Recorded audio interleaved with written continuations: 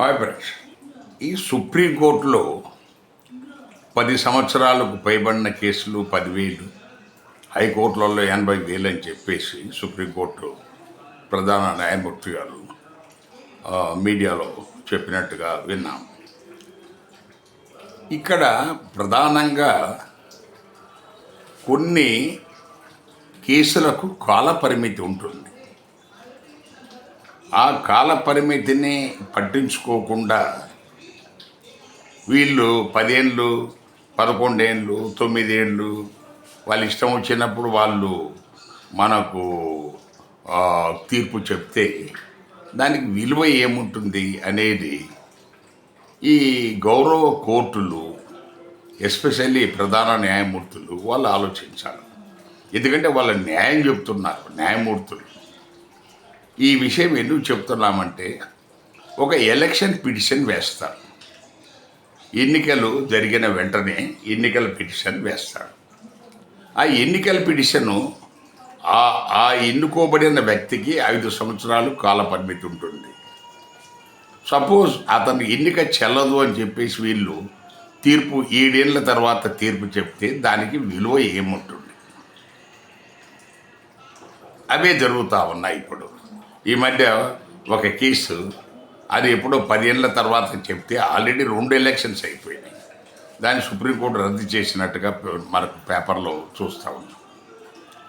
So దీన్ని మరి ఏదైతే అర్జెంట్ ఉన్నాయో వాటికి ప్రయారిటీ ఇచ్చి వాటిని డిస్పోజ్ చేయాల్సిన బాధ్యత ప్రధాన న్యాయమూర్తి, హైకోర్టు ప్రధాన న్యాయమూర్తి, సుప్రీంకోర్టు ప్రధాన న్యాయమూర్తిది. అది వాళ్ళు రివ్యూ చేయాలి.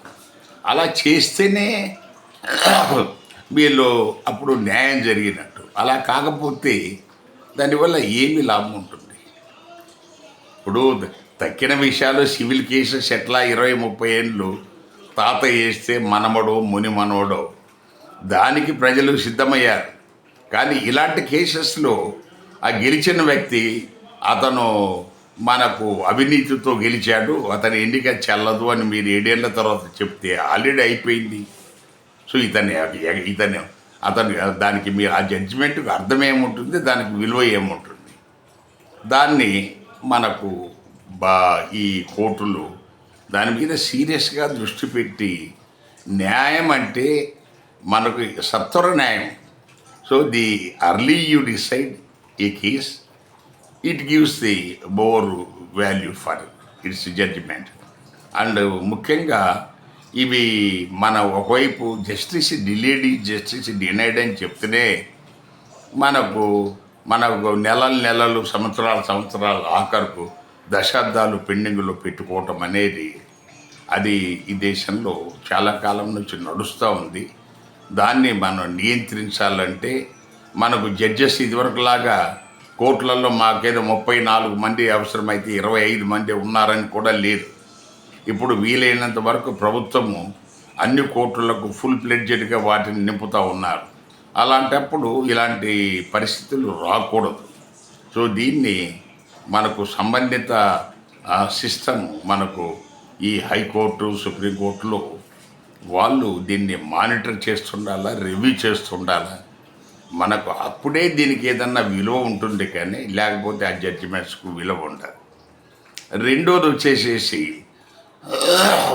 కోర్టులు కొన్ని విషయాల్లో వాళ్ళు ఒక పార్టీ అంటే వాళ్ళు కూడా ఒక కక్షిదారు అన్న భావనలో కొంతమంది జడ్జెస్ నడుస్తున్నారు.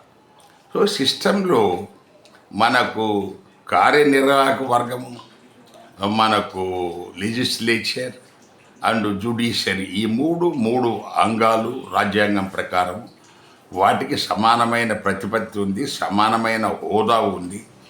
వాళ్ళకు రకరకాల పనులు, వాళ్ళు చేసే పనులు రాజ్యాంగము నిర్వచించింది, డిఫైన్ చేసింది. మరి అలాంటప్పుడు వీళ్ళేదో అవకలవాళ్ళ మీద దూకటం అనేది జడ్జెస్, అది కూడా మనం ఒకసారి దాని మీద కూడా ఈ కోర్టులు వాళ్ళే నిర్ణయం తీసుకోవాలి. They should self control.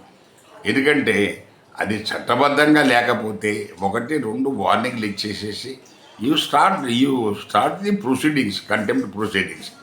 అదే కానీ నేను కొడతాను, తిడతాను, చంపుతాను లేకపోతే అనేది ఇలా ఆ టైప్ ఆఫ్ మనకు మెసేజింగ్ కోర్టుల నుంచి మనకు న్యాయస్థానంలో అది ఒక కక్షిదారుడు కోపంతో మాట్లాడినట్టుగా ఉన్న పద్ధతిలో కూడా రాకూడదు.